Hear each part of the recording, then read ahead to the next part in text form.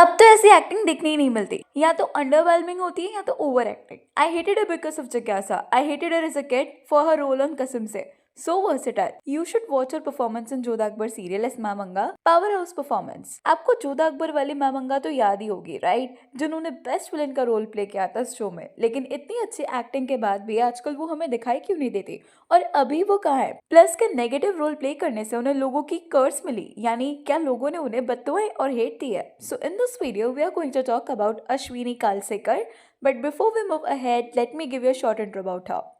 अश्विनी कालसेकर का बर्थ 22 जनवरी 1970 में मुंबई के मराठी फैमिली में हुआ था।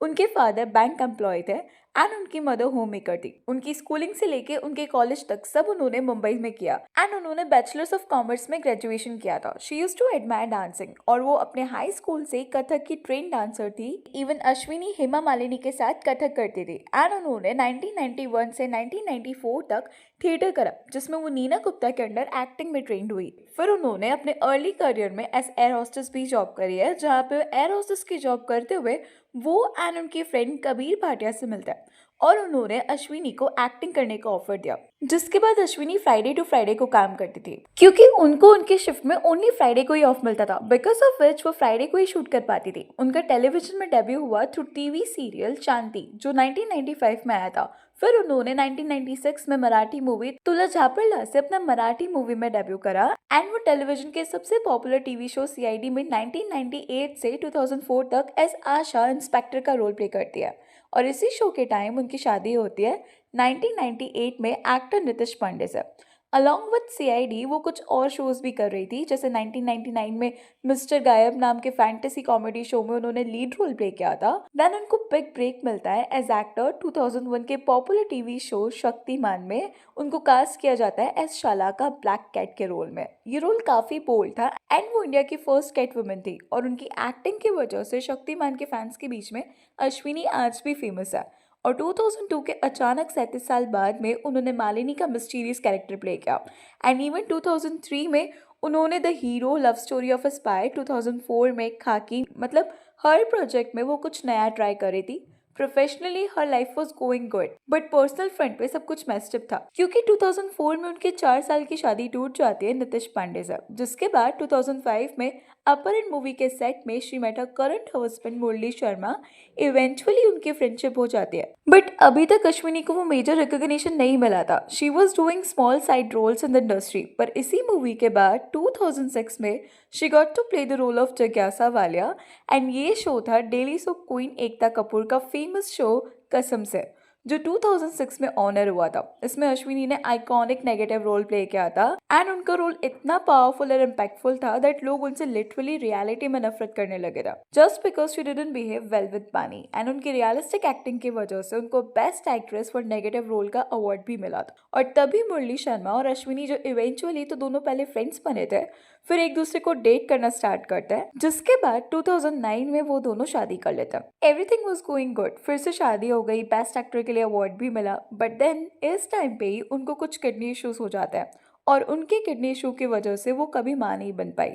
उनके एक इंटरव्यू में उन्होंने बताया कि किडनी इशू की वजह से वो कभी मां नहीं बन पाई।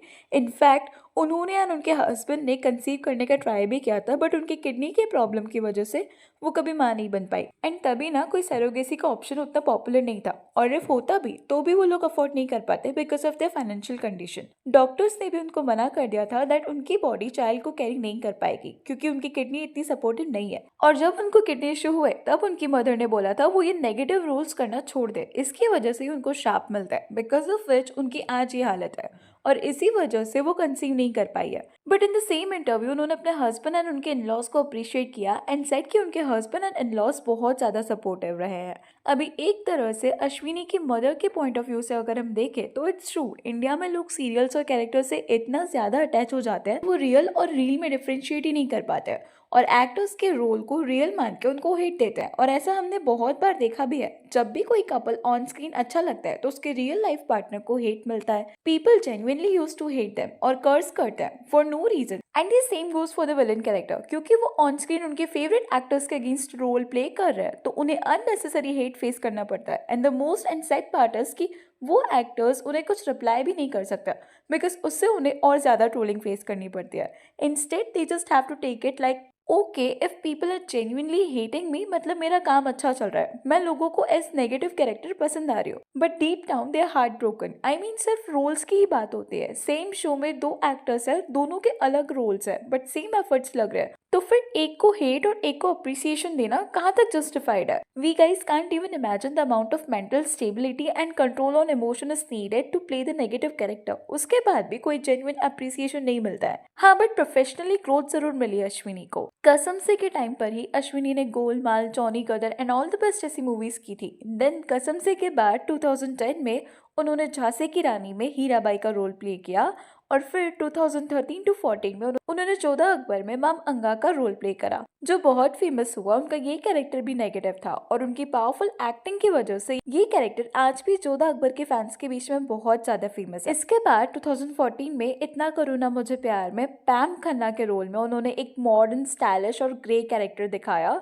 हर बार उन्होंने ये प्रूव किया कि वो सिर्फ वैम्प नहीं, एक लेयर्ड परफॉर्मर भी है। 2014 में सिंघम रिटर्न्स, 2015 में बदलापुर और 2016 में अश्विनी ने कवच काली शक्तियों से में सदामिनी का रोल प्ले किया, जो एक पिशाचनी का रोल था, और ये फर्स्ट सुपरनैचुरल शो था अश्विनी का।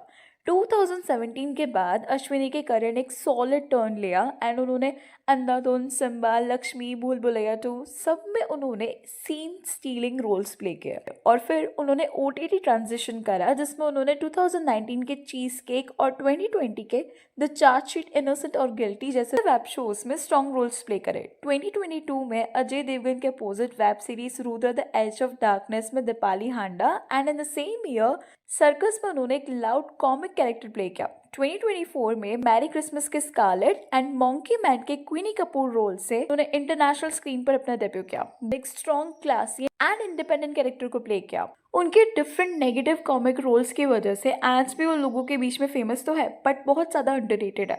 इस इंटरव्यू में उन्होंने ये भी मेंशन करा दैट उनको रास्ते पे चलते भी कोई नहीं पहचानता, जो थोड़ा नहीं काफ़ी ज़्यादा डिसहार्टनिंग है। इतनी ब्रिलियंट एक्टर को हम रिकॉग्नाइज नहीं करते। जब वो इंडस्ट्री से गायब हो जाते हैं तब हमें उन लोगों की कदर होती है। जब वो इंडस्ट्री में रहते हैं तब हम उन्हें वो अप्रिसिएशन नहीं देते जो वो डिजर्व करते हैं। And if you guys don't know, it takes lot of courage to play the negative role. And अगर कोई शो सक्सेसफुल होता है तो उसके पीछे एक नेगेटिव कैरेक्टर का भी उतना ही हाथ होता है जितना कि हीरो का, क्योंकि it is the negative character जो कि हेल्प करता है पॉजिटिव कैरेक्टर को हाईलाइट करने में। एंड अश्विनी के केस में अगर हम बात करें तो जब भी वो स्क्रीन पर आती तब वो लीड को भी ओवरशैडो कर देती है।